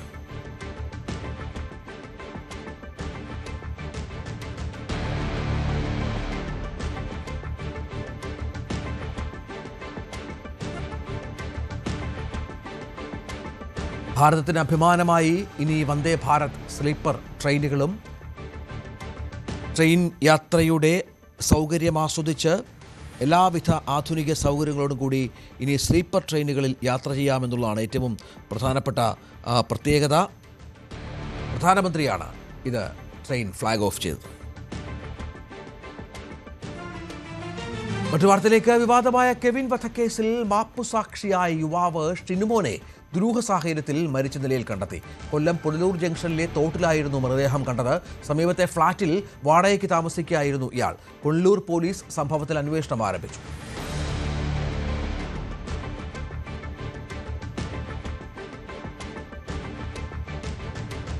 കണ്ണൂരിൽ CPM സമരത്തിൽ പങ്കെടുക്കാത്തതിന് തൊഴിലുറപ്പ് തൊഴിലാളിക്ക് ജോലി നിഷേധിച്ചതായി പരാതി. കണ്ണൂർ പേരാവൂരിലാണ് സംഭവം. മുരിങ്ങോടി വനവാസി ഉന്നതിയിലെ ലക്ഷ്മിക്കാണ് ജോലി നഷ്ടമായത്. തൊഴിലുറപ്പ് നിയമം അട്ടിമറിക്കുന്നുവെന്ന് ആരോപിച്ച് കേന്ദ്ര സർക്കാരിനെതിരെ സംഘടിപ്പിച്ച സമരത്തിൽ ഇവർ പങ്കെടുത്തിരുന്നില്ല. ഇത് കാരണമായി പറഞ്ഞ് ഒപ്പം ജോലി ചെയ്തിരുന്നവരാണ് ലക്ഷ്മിയെ തിരിച്ചയച്ചത്. സംഭവം അന്വേഷിക്കാനെത്തിയവരോടും ഇവർ ഇതുതന്നെ ആവർത്തിച്ചു. അതിൻ്റെ ദൃശ്യങ്ങളിലേക്ക്.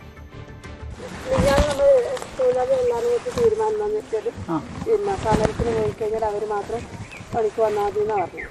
അതെ, അതിൻ്റെ അടിസ്ഥാനത്തിൽ തന്നെ ഇങ്ങോട്ട് വിട്ടുവിട്ടാൽ അപ്പോൾ അങ്ങനെ നിങ്ങൾക്ക് മേലെ നിർദ്ദേശം കിട്ടീന്? ഇല്ല, ഇവിടെ തൊഴിലാളികൾ എല്ലാവരും കൂടി എടുക്കണം. തൊഴിലാളികൾ ഇത് ഒരു പാർട്ടിയെ രാഷ്ട്രീയപരമായിട്ട് കൊടുക്കുന്ന തൊഴിലുറപ്പല്ലല്ലോ, നമ്മൾ മൊത്തത്തിലുള്ള ആൾക്കാർക്ക് വരുന്നതല്ലേ. നിങ്ങളെങ്ങനെ അങ്ങനെ ഒരു തീരുമാനം എടുക്കുക? അത് അങ്ങനെ അതുകൊണ്ട് എല്ലാരും പറഞ്ഞു പിന്നെ അങ്ങനെ അതുകൊണ്ട് കുറെ ആൾക്കാർ 42 പണിയേ ഉണ്ടായിട്ടുള്ളൂ. ഇന്നുകൊണ്ട് പണി തരുന്നതാണ്. അപ്പോൾ 42 പണി ആയതുകൊണ്ട് ഇന്നലെ തൊഴിലുറപ്പ് സമരത്തിന് വരാത്ത ആൾക്കാരെ ഒഴിവാക്കിയിട്ട് നിങ്ങൾ പണി കൊടുത്തു. അപ്പോൾ ഇന്ന് ഉഷേത്ത് പണി എടുത്തില്ല. തൊഴിലാളിയായി ഇന്നലെ സമരത്തിന് വന്നിട്ടില്ലല്ലോ. ഇല്ല അല്ല ഓരോരുത്തർ ഉടമാവുന്ന രീതിയിലാണ് നമ്മളെടുത്ത്. അപ്പോൾ ഇന്ന് ഒഴിവാക്കാനുള്ള കാരണം ഇത് തന്നെയാണ്, സമരത്തിന് വരാത്ത കാരണം തന്നെയല്ല. സമരത്തിൽ ഓരോ 3 ദിവസം 4 ദിവസം മസ്റ്റോട് പണിക്ക് വന്നിട്ടേ ഇല്ല. അല്ല അങ്ങനെയല്ല, ഇന്ന് വന്നിട്ട് തിരിച്ചേക്കാനുള്ള കാരണം ഇതല്ലേ മറ്റേ ഇന്നലത്തെ സമരത്തിൽ അത് ഓരോ ഒന്നാമത് 3-4 ദിവസമായിട്ട് പണിക്കും വന്നിട്ടേ ഇല്ല. സുമേഷ് മോറാഴ വിവരങ്ങൾ പങ്കുവെക്കും. സുമേഷ്, കഴിഞ്ഞ ദിവസമാണ് ഈ കേന്ദ്ര സർക്കാരിന്റെ പുതിയ തൊഴിലുറപ്പ് നിയമത്തിനെതിരായുള്ള സമരം നടന്നത്. ഇതിൽ ഇവർ പങ്കെടുക്കാതിരുന്നതാണോ കാരണമായത്? ഇവർ CPM അനുഭാവി കൂടിയാണെന്ന് മനസ്സിലാക്കണം. രഞ്ജിത്ത് സൂചിപ്പിച്ചതുപോലെ കേന്ദ്ര സർക്കാർ തൊഴിലുറപ്പ് പദ്ധതിയെ തകർക്കുന്നു എന്നാരോപിച്ച് NREG വർക്കേഴ്സ് യൂണിയന്റെ നേതൃത്വത്തിൽ ഈ സംസ്ഥാന വ്യാപകമായിക്കൊണ്ട് തന്നെ ജില്ലാ ആസ്ഥാനത്ത് സമരം നടന്നിരുന്നു. CPM ആയിരുന്നു ഈ സമരത്തിന് നേതൃത്വം നൽകിയത്. അങ്ങനെ ഇതിന്റെ ഭാഗമായിക്കൊണ്ട് തന്നെ കണ്ണൂർ ജില്ലയിൽ ഹെഡ് പോസ്റ്റ് ഓഫീസിന് മുന്നിലും ആയിരങ്ങൾ പങ്കെടുത്തുകൊണ്ടുള്ള സമരം നടന്നിരുന്നു. ഈ സമരത്തിൽ ഈ പറഞ്ഞ പോലെ തന്നെ നിർബന്ധമായും പങ്കെടുക്കണം എന്നുള്ള ഒരു നിർദ്ദേശം സ്വാഭാവികമായും ഈ തൊഴിലുറപ്പ് തൊഴിലാളികൾക്ക് ലഭിച്ചിരുന്നു. എന്നാൽ ചില സാങ്കേതിക കാരണങ്ങൾ ചില ആളുകൾ ഈ സമരത്തിന്റെ ഭാഗമായി എത്തിയിട്ടില്ല. അങ്ങനെ എത്താതിരുന്ന ഒരു സ്ത്രീയായിരുന്നു, അതായത് കണ്ണൂർ ചേരാവൂരിലെ മുരിങ്ങോടി വനവാസി നദിയിലെ ലക്ഷ്മിക്ക് ഈ ആരോഗ്യ പ്രശ്നം കൊണ്ട് തന്നെ ഈ സമര പരിപാടിയിൽ പങ്കെടുക്കാൻ സാധിച്ചിരുന്നില്ല. എന്നാൽ ഈ സമരത്തിൽ പങ്കെടുത്തിട്ടില്ല എന്ന ഒരു കാരണം ചൂണ്ടിക്കാട്ടിയായിരുന്നു ഈ തൊഴിലിന്റെ ഭാഗമായി ഇതിന്റെ നേതൃത്വം നൽകുന്ന മാറ്റ് ഈ തൊട്ടടുത്ത ദിവസം, അതായത് സമരം മിനിഞ്ഞാന്നായിരുന്നു സമരം ഉണ്ടായത്. അടുത്ത ദിവസം, അതായത് ഇന്നലെ ഈ തൊഴിലുമായി ബന്ധപ്പെട്ട് തൊഴിൽ സ്ഥലത്തെത്തുന്നു. എന്നാൽ ഈ സമരത്തിൽ പങ്കെടുക്കാത്തതിനാൽ തൊഴിൽ ഇല്ല എന്ന് പറഞ്ഞുകൊണ്ട് തിരിച്ചയക്കുന്ന ഒരു സംഭവമാണ് ഉണ്ടായിരുന്നത്. ഏതായാലും ഇതുമായി ബന്ധപ്പെട്ടുകൊണ്ട് ഒരു വ്യാപകമായിട്ട് ഒരു പ്രതിഷേധം ഇതിനകം ഉടലെടുത്തിട്ടുണ്ട്. BJP പ്രാദേശികമായ നേതൃത്വം ഈ തൊഴിൽ മേഖലയുമായി ബന്ധപ്പെടുന്ന ആളുകളെ സമീപിക്കുകയും എന്താണ് സംഭവം എന്ന് അന്വേഷിക്കുകയും ചെയ്തു. അതിന്റെ ഭാഗമായി കൊണ്ടുള്ള ഒരു വീഡിയോ ആണ് ഇപ്പോൾ നിലവിൽ പ്രചരിക്കുന്നത്. അതിൽ കൃത്യമായി പറയുന്നു ഈ സമരത്തിൽ പങ്കെടുക്കാത്തതിനാൽ ഈ തൊഴിൽ നിഷേധിച്ചിരിക്കുന്നു എന്നുള്ള കാര്യം തന്നെയാണ്. ഏതായാലും ഇതുമായി ബന്ധപ്പെട്ട് പഞ്ചായത്തിൽ പരാതി നൽകാൻ തീരുമാനിച്ചിരിക്കുകയാണ് ഈ മുരിങ്ങോടി വനവാസി ഉന്നതിയിലെ ലക്ഷ്മി. ശരി, മറ്റൊരു വാർത്തയിലേക്ക്. ഫ്രാങ്കോ മുളയ്ക്കൽ പ്രതിയായ ബലാത്സംഗ കേസിൽ സ്പെഷ്യൽ പ്രോസിക്യൂട്ടറെ നിയമിച്ചതിന് നന്ദി പറഞ്ഞ സിസ്റ്റർ റാനറ്റ്. സർക്കാരിനും മാധ്യമങ്ങൾക്കും പൊതുസമൂഹത്തിനും നന്ദി. ആവശ്യപ്പെട്ട അഭിഭാഷകനെ തന്നെയാണ് സർക്കാർ അനുവദിച്ചു തന്നതെന്നും സിസ്റ്റർ റാനറ്റ് പറഞ്ഞു. ഞങ്ങളുടെ കേസിൻ്റെ തുടർ നടപടികൾക്കായിട്ട് ഞാനൊരു പബ്ലിക് സ്പെഷ്യൽ പ്രോസിക്യൂട്ടറെ നൽകിയതായിട്ട് നിങ്ങൾക്കറിയാമല്ലോ.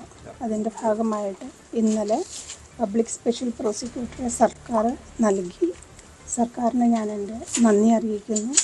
മുഖ്യമന്ത്രിയോട് ഞാൻ എൻ്റെ നന്ദി അറിയിക്കുന്നു. നിങ്ങൾ ഓരോ മാധ്യമങ്ങളോടും മാധ്യമപ്രവർത്തകരോടും ഞാൻ എൻ്റെ നന്ദി അറിയിക്കുന്നു. കൂടാതെ ഇതറിഞ്ഞ് ഒത്തിരി സമൂഹത്തിൽ ഒത്തിരി നല്ല മനുഷ്യർ ഞങ്ങൾക്ക് സപ്പോർട്ടായിട്ട് ഒപ്പുശേഖരണം നടത്തുന്നതായിട്ട് ഞാൻ അറിയുന്നു. ഒന്ന് സ്പീഡപ്പ് ചെയ്യാനായിട്ട് ഓരോ പൊതുസമൂഹത്തിനോടും ഞാൻ നന്ദി പറയുന്നു. കൊച്ചിയിലെ വിശപ്പുരഹിത പദ്ധതികളെ ചൊല്ലി കൊച്ചി കോർപ്പറേഷനിൽ തർക്കം. CPM തുടങ്ങിവെച്ച സമൃദ്ധി ക്യാൻറ്റീന് പുറമെ ഇന്ദിരാ ക്യാൻറ്റീനുകൾ തുടങ്ങാനുള്ള പുതിയ UDF ഭരണസമിതിയുടെ പ്രഖ്യാപനമാണ് വിവാദമായിരിക്കുന്നത്. കൊച്ചി കോർപ്പറേഷന്റെ 50 ദിന കർമ്മ പദ്ധതികളുടെ പ്രഖ്യാപനത്തിനൊപ്പമാണ് mayor VK Minimol Indira canteen പ്രഖ്യാപനം നടത്തിയത്. കോർപ്പറേഷന്റെ തന്നെ സമൃദ്ധി ക്യാൻറ്റീനൊപ്പമായിരിക്കും ഇന്ദിരാ ക്യാൻറ്റീനുകൾ ആരംഭിക്കുകയെന്നും മേയർ വ്യക്തമാക്കിയിരുന്നു.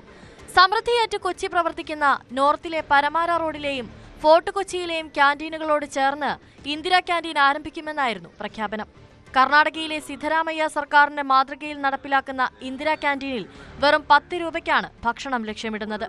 രാവിലെ 10 രൂപയ്ക്ക് 3 ഇഡലിയും ഇതേ നിരക്കിൽ അത്താഴവും നൽകാനാണ് ആലോചന. അതേസമയം പുതിയ പദ്ധതികൾ തുടങ്ങാതെ സമൃദ്ധി പ്രവർത്തിക്കുന്ന ഇടത്ത് തന്നെ ഇന്ദിരാ ക്യാൻറ്റീൻ ആരംഭിക്കുന്നത് കുടുംബശ്രീയുടെ നേതൃത്വത്തിൽ നടക്കുന്ന സമൃദ്ധി പദ്ധതിയെ തകർക്കാൻ തന്നെയാണെന്നാണ് CPM ആരോപണം. 10 രൂപയ്ക്ക് ഭക്ഷണം നൽകുന്നതിനെ സ്വാഗതം ചെയ്യുന്നുണ്ടെങ്കിലും അത് സമൃദ്ധിയുടെ പേരിൽ തന്നെ തുടങ്ങാത്തതിൽ പ്രതിപക്ഷത്തിന് വലിയ പ്രതിഷേധമുണ്ട്. ഇന്ദിരാ ക്യാൻറ്റീൻ തുടങ്ങുന്നതിന്റെ പേരിൽ സമൃദ്ധി പദ്ധതി ഇല്ലാതാക്കരുതെന്നാണ് മുൻ മേയർ അഡ്വക്കേറ്റ് അനിൽകുമാർ പ്രതികരിച്ചത്. ഇന്ദിരാ ക്യാൻറ്റീൻ കൊണ്ടുവരുന്നതിൽ എനിക്ക് അഭിപ്രായ വ്യത്യാസമില്ല. കാരണം അവർ ഏത് പദ്ധതി കൊണ്ടുവരുമ്പോഴും ആ കുടുംബത്തിൽ നിന്ന് ആരുടെയെങ്കിലും ഒരാളുടെ പേര് സ്വാഭാവികമായിട്ട് അവർ അതിനൊപ്പം ഇടും. അത് ഈ വർഷങ്ങളായിട്ട് ഇന്ത്യ മുഴുവനും കാണുന്ന ഒരു കാര്യമാണ്. അതിലൊന്നും നമുക്ക് അഭിപ്രായ വ്യത്യാസമില്ല. കാരണം ഭക്ഷണം ആരുടെ പേരിലാണെങ്കിലും കൊടുക്കുന്നത് സൗജന്യമായ നിരക്കിൽ കൊടുക്കുന്നതിന് പ്രശ്നമില്ല. അമ്മ ക്യാൻറ്റീൻ ഉണ്ട്, നമ്മ ക്യാൻറ്റീൻ ഉണ്ട്, ഇല്ലേ?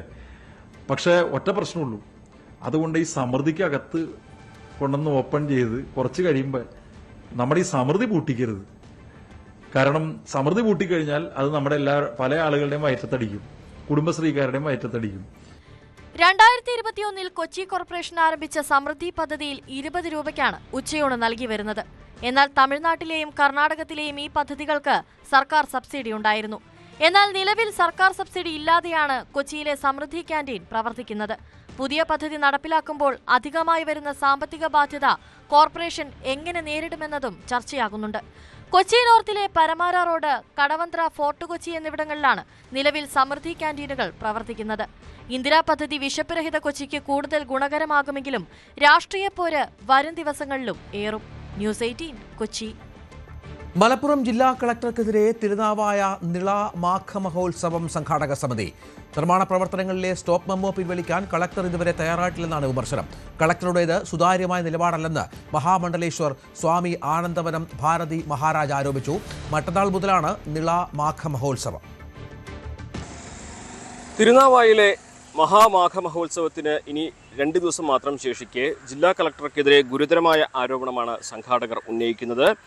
ഇതിൻ്റെ പ്രധാന സംഘാടകനായ മഹാമണ്ഡലേശ്വർ സ്വാമി ആനന്ദവനം ഭാരതി മഹാരാജാണ് ജില്ലാ കളക്ടർക്കെതിരെ ഈ ആക്ഷേപങ്ങൾ പറയുന്നത്. ഇതിന് എന്തുകൊണ്ട് ഈ ഒരു സ്റ്റോപ്പ് മെമ്മോ പിൻവലിക്കുന്നില്ല എന്ന കാര്യമാണ് അദ്ദേഹം ചോദിക്കുന്നത്. ഈ ഒരു സംഭവത്തെക്കുറിച്ച് നേരത്തെ തന്നെ ജില്ലാ ഭരണകൂടത്തെയും പോലീസിനെയൊക്കെ അറിയിച്ചതായിരുന്നു. അന്ന് പഞ്ചായത്ത് തെരഞ്ഞെടുപ്പിൻ്റെ തിരക്കിലാണെന്ന് അറിയുകയും നിങ്ങൾ മുന്നോട്ട് പോകുന്ന ഒരു വാക്കാൽ നിർദ്ദേശം നൽകുകയും ചെയ്തു എന്നാണ് സംഘാടകർ പറയുന്നത്. പക്ഷേ ഈ നിർമ്മാണം പൂർത്തിയാകാൻ ഏതാനും ശതമാനം മാത്രം ബാക്കിയുള്ളപ്പോൾ, അല്ലെങ്കിൽ ഏതാനും ദിവസങ്ങൾ മാത്രം ബാക്കിയുള്ളപ്പോൾ സ്റ്റോപ്പ് മെമ്മോ നൽകിയത് വലിയ തോതിൽ തന്നെ പ്രതിസന്ധി ഉണ്ടാക്കുന്നുണ്ട്. അതിനുശേഷം മാർഗനിർദ്ദേശങ്ങൾ നൽകുക മാത്രമാണ് ചെയ്തത്.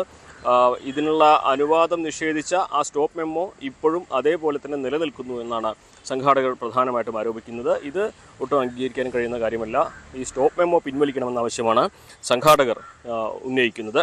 ഒരു 3-4 ദിവസം മുമ്പ് റവന്യൂ ഉദ്യോഗസ്ഥന്മാരെത്തി നമ്മൾ നടത്തിക്കൊണ്ടിരിക്കുന്ന യജ്ഞശാല, ഈ യജ്ഞശാലയിലേക്ക് പോകുന്നതിന് വേണ്ടിയിട്ട് ചെറിയൊരു പുഴയുടെ ഭാഗം, ആഴമുള്ള ഭാഗത്തുള്ള ഒരു താൽക്കാലികമായിട്ടുള്ളൊരു തടിപ്പാലം, അങ്ങനെയുള്ള കാര്യങ്ങൾക്കൊക്കെ ഒരു സ്റ്റോപ്പ് മെമ്മോ തന്നിരിക്കുകയാണ്.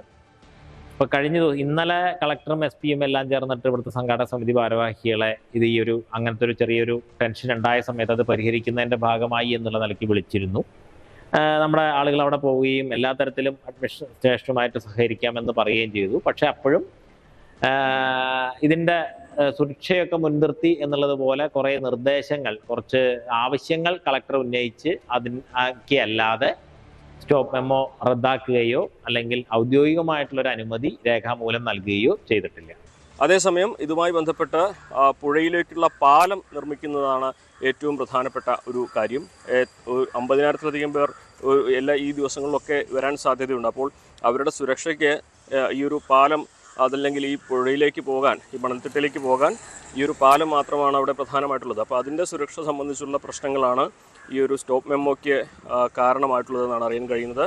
എന്നാണെങ്കിലും മതിയായ സുരക്ഷാ സംവിധാനങ്ങൾ ഒരുക്കി ഈ ഒരു ഉത്സവവുമായി മുന്നോട്ട് പോകാൻ തന്നെയാണ് ജില്ലാ ഭരണകൂടം നിർദ്ദേശിച്ചിരിക്കുന്നത്. പക്ഷേ അത് ഓർഡറായിട്ട് അല്ലെങ്കിൽ ഉത്തരവായിട്ട് ഇതുവരെ നൽകാത്തതാണ് ഇതിൻ്റെ ഒരു പ്രധാനപ്പെട്ട ഒരു കാരണം. എന്താണെങ്കിലും ഇനി 2 ദിവസം മാത്രമാണ് ഇതിന് ശേഷിക്കുന്നത്. തിങ്കളാഴ്ച ഗവർണറാണ് ഇതിൻ്റെ കൊടിയേറ്റ് ചടങ്ങുകളിൽ, ധ്വജാരോഹണ ചടങ്ങുകളിലൊക്കെ പങ്കെടുക്കുന്നത്.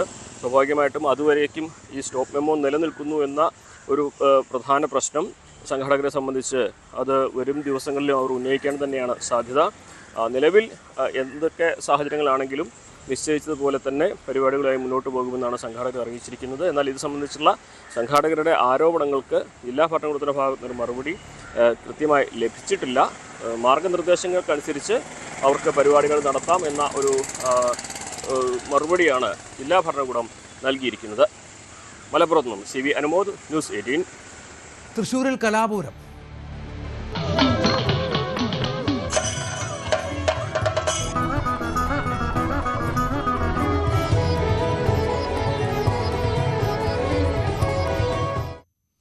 സംസ്ഥാന സ്കൂൾ കലോത്സവം നാളെ അവസാനിക്കാനിരിക്കെ സ്വർണ്ണക്കപ്പിനായി കുതിപ്പ് തുടർന്ന് കണ്ണൂർ. രണ്ടാം സ്ഥാനത്തുള്ള കോഴിക്കോടിനേക്കാൾ 13 പോയിന്റ് മുന്നിലാണ് കണ്ണൂർ ജില്ല. കണ്ണൂരിന് 746 പോയിന്റും കോഴിക്കോടിന് 733 പോയിന്റുമാണുള്ളത്. 731 പോയിന്റുമായി തൃശൂർ മൂന്നാം സ്ഥാനത്താണ്. നവമി വിവരങ്ങൾ പങ്കുവെക്കും. നവമി, വലിയ മത്സരമാണ് സ്വർണ്ണക്കപ്പിനായി. ഇനി ഈ പ്രതീക്ഷയുള്ള ഇനങ്ങൾ, പ്രത്യേകിച്ച് 2ഉം 3ഉം സ്ഥാനത്തുള്ളവർക്കൊക്കെ ഏതെങ്കിലും ബാക്കിയുണ്ടോ? കണ്ണൂർ തന്നെ കൊണ്ടുപോകുമോ കപ്പ്?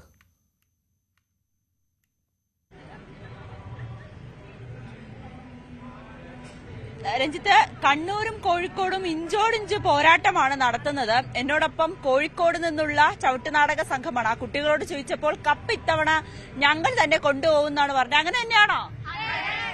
അവര് പറയണം അവര് ഇത്തവണ കപ്പും കൊണ്ടേ പോവുള്ളൂ. അവര് സ്റ്റേജിൽ കയറുന്നതിന് മുൻപ് തന്നെ റിസൾട്ട് നോക്കാം, പോയിന്റ് നില നോക്കാം. ഇത് കോഴിക്കോട് മുന്നിൽ എത്തിയോ, അങ്ങനെയാണെങ്കിൽ എത്തിക്കണം എന്നുള്ളൊരു നിശ്ചയദാർഢ്യവുമായി കയറിയ കുറച്ച് കുട്ടികളാണ്. ചവിട്ടുനാടകം.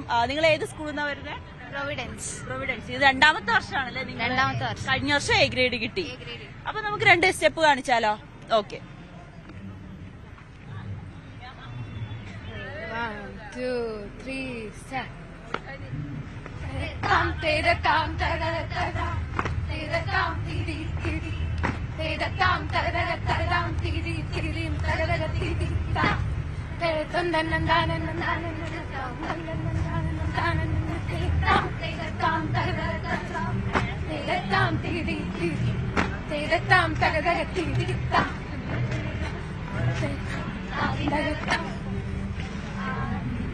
മതിയല്ലേ? എന്തായാലും വലിയ ഒരു കായിക കൂടി വേണ്ട അല്ലെ, നല്ല ആരോഗ്യം കൂടി വേണ്ട ഒരു മത്സരമാണ്. ഒരേ സമയം നല്ല ചാടണം, പാടണം. ഇത് എങ്ങനെ സാധിച്ചെടുത്തു? അതിനിടയിൽ വയ്യാണ്ടൊക്കെ ആയിന്ന് പറഞ്ഞു. അവിടെ ഡിസ്കിന് കംപ്ലൈന്റ് ആയി, ക്രാക്ക് ആയതാ. ഇത് ചാടി അല്ലേ? കഴിഞ്ഞ ആഴ്ച സ്റ്റെയറിന് വീണിട്ട് നടത്തിന് വേണ്ടി എന്തോ ഓക്കെ ആക്കും. അപ്പൊ നിങ്ങൾ അത്രയേറെ ഇഷ്ടമാണ് ഈ ഒരു കലാരൂപത്തോട് അല്ലെ? എങ്ങനെയാണ് ഈ ചവിട്ടുനാടകം തന്നെ സെലക്ട് ചെയ്യാനുള്ള കാരണം? എങ്ങനെയാണ് അതിലേക്ക് എത്തിയത്? ഫസ്റ്റ് ഇതിലേക്ക് വരുമ്പോ സ്കൂളിൽ അനൗൺസ് ചെയ്ത് ക്ലാസ് കട്ട് ചെയ്യാനുള്ള അതിൽ തന്നെ പോകുന്നത്. പിന്നെ വന്നപ്പോ ആശം പഠിപ്പിച്ചിരുന്നേ കണ്ടപ്പോ ഭയങ്കര അടിപൊളിയായി തോന്നി. അങ്ങനെ ഇൻട്രസ്റ്റിംഗ് ആയി. മറ്റുള്ളവരെ വെച്ചൊക്കെ ഒരു വെറൈറ്റി റൈറ്റാണ് ചവിട്ടുനാടകം. കളർഫുള്ളും പിന്നെ എൻജോയ്. പിന്നെ ആൺകുട്ടികളെ വേഷം കെട്ടി പെൺകുട്ടികൾ വേണം കളിക്കുന്നത്. അപ്പൊ പെൺകുട്ടികൾക്കും പറ്റും എന്നൊരിത്. അതെ, ആൺകുട്ടികൾ മാത്രം കീഴടക്കിയിരുന്ന വേദികളാണ് ഇപ്പോൾ പെൺപുലികളെ കൂടി ഇറങ്ങിയിരിക്കുന്നത്. ഇത് എത്ര വർഷത്തെ? എനിക്കത് 2 വർഷമായി നിങ്ങൾ ഇതിന്റെ കഴിഞ്ഞ ജൂലൈ മുതൽ ഈ വർഷം. ഇതിപ്പോ എത്രയായി പ്രാക്ടീസ് ഒക്കെ തുടങ്ങിയിട്ട്? ഈ ജൂലൈ ഫസ്റ്റ് തുടങ്ങിയതാ. ഈ കൊല്ലത്ത് അതിനിടയിൽ എക്സാമോ ആയിരുന്നു? എക്സാമാണ്, തിങ്കളാഴ്ച എക്സാമാണ്. SSLC model. ഞങ്ങൾ എല്ലാവരും 10th ആണ്. പക്ഷെ ഈ കലനുള്ള അത്ര ഇഷ്ടം കൊണ്ടാണ് ഞങ്ങൾ ഇപ്പോഴും തന്നെ നിൽക്കുന്നത്. ഇതിനിടയിൽ പഠിക്കാൻ സമയം കിട്ടുന്നുണ്ടോ? പഠിപ്പൊക്കെ കണക്കാണ്.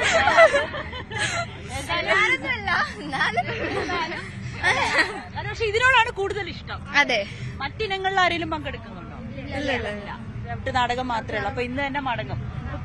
കപ്പ് നിങ്ങൾ തന്നെ കൊണ്ടുപോകുമോ? കോഴിക്കോട് തന്നെ കൊണ്ടുപോകും. എന്തായാലും രഞ്ജിത്ത് പറഞ്ഞു കോഴിക്കോടിന്റെ തൂക്കും. അതെ.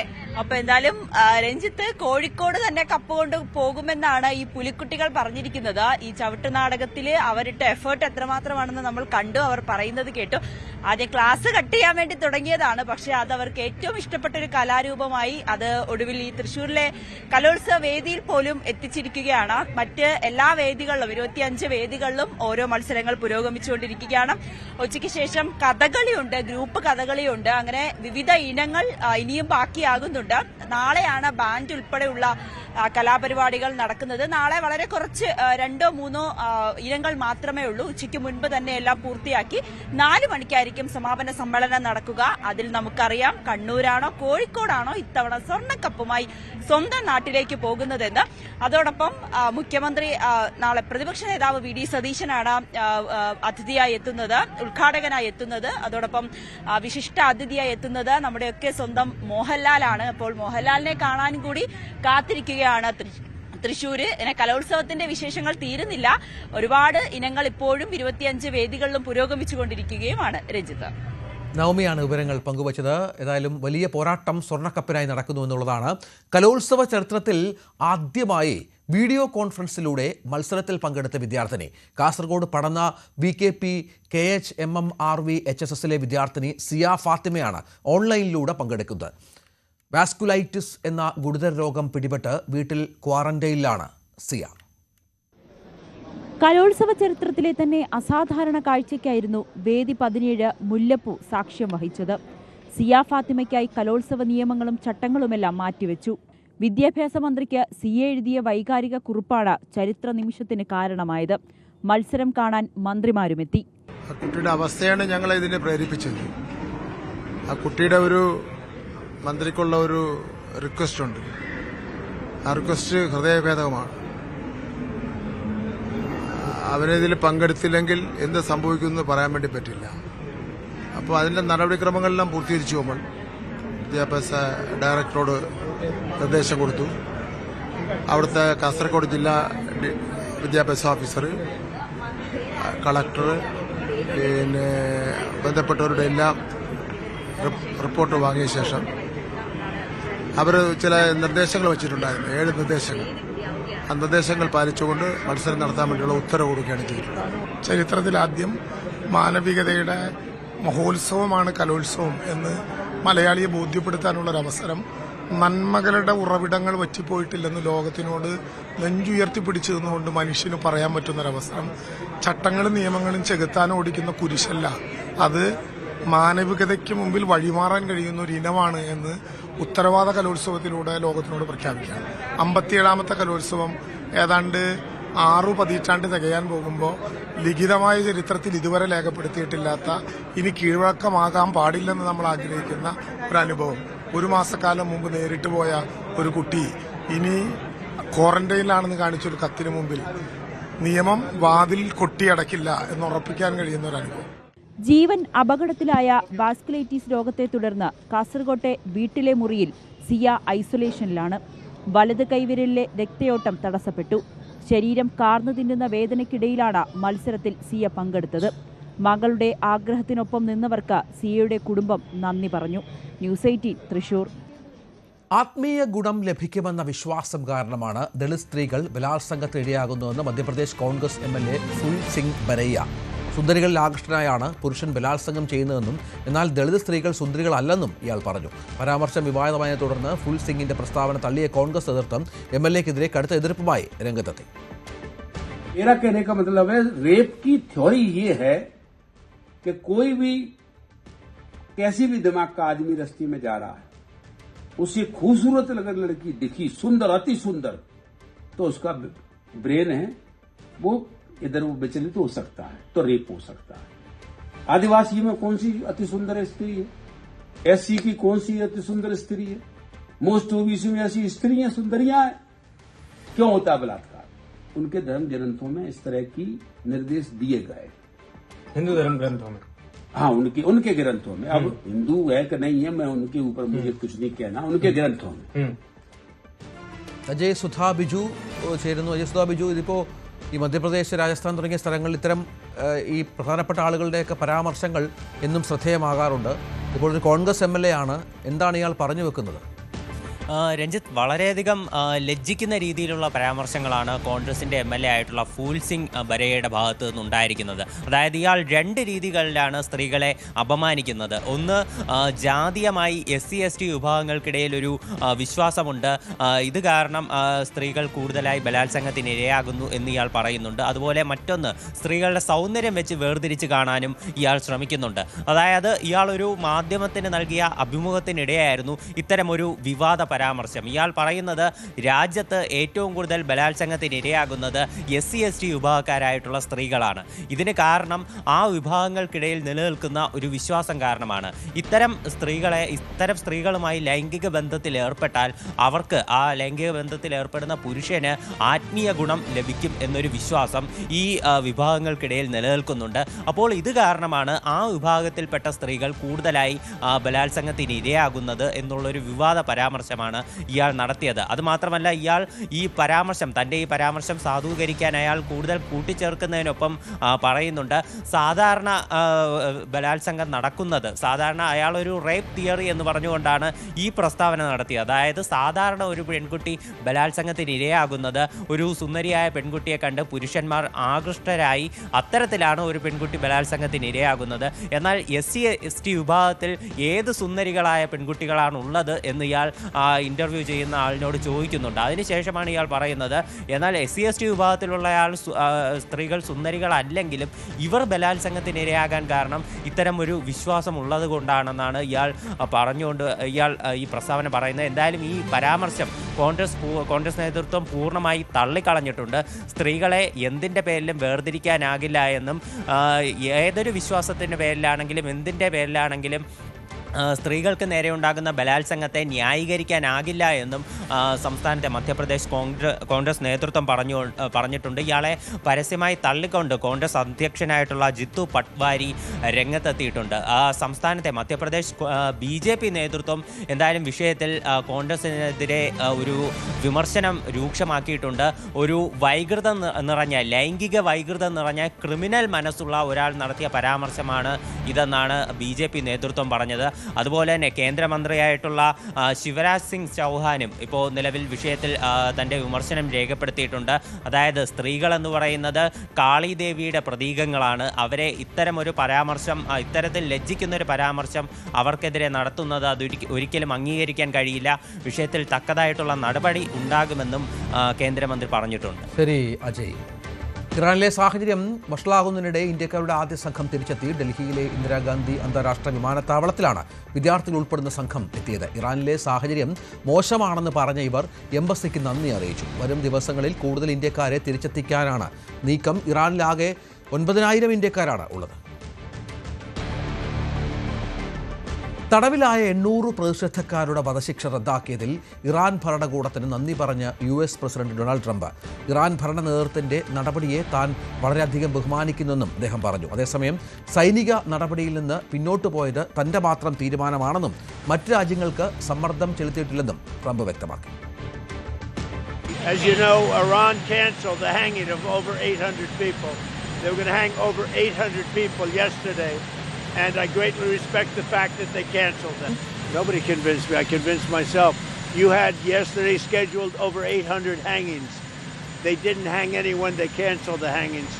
That had a big impact.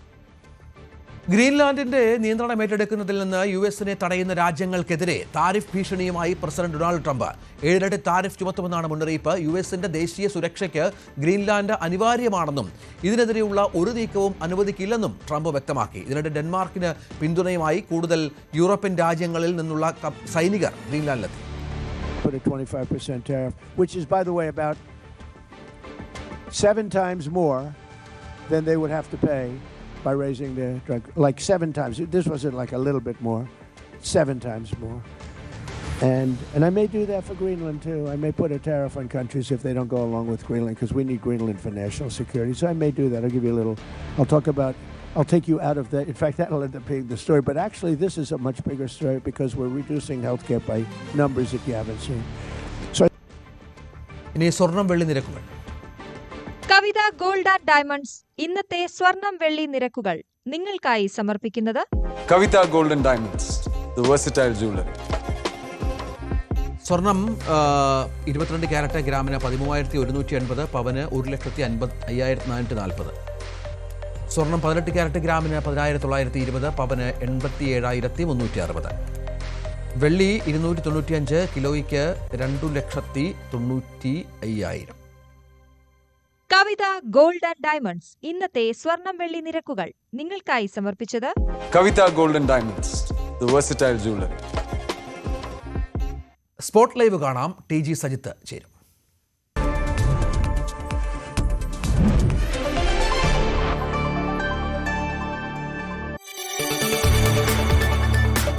കൂടുതൽ വാർത്തകൾക്ക് News 18 Keralam YouTube channel subscribe ചെയ്യുക.